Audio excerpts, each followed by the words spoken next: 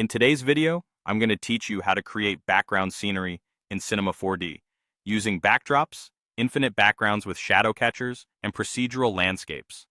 We'll start with the quickest option, a simple backdrop. Open the asset browser and search for the term backdrop. Drag a flexible backdrop asset into your scene. This object is designed with a smooth curve that eliminates harsh corners, giving you that clean studio sweep. In the Object or Attribute Manager, adjust its width, height, and curvature to fit your scene. If you need a smoother transition, increase the subdivisions so the bend looks silky in renders.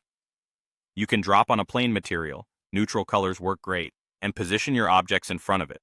Because the curve hides the horizon line, it's perfect for product shots or minimal setups. Next, let's build an infinite background using a shadow catcher.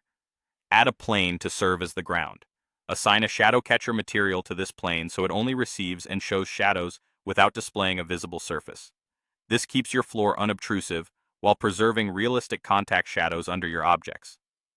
Now add a background object to fill the scene all the way to the edges of the frame. Apply a simple color, a subtle gradient, or a soft image to the background object to set the overall mood. With the plane catching shadows and the background providing an endless environment, you get a clean, composited look that feels expansive without any visible seams. Finally, for a more natural scene, let's generate a landscape. Create a landscape object from the primitives.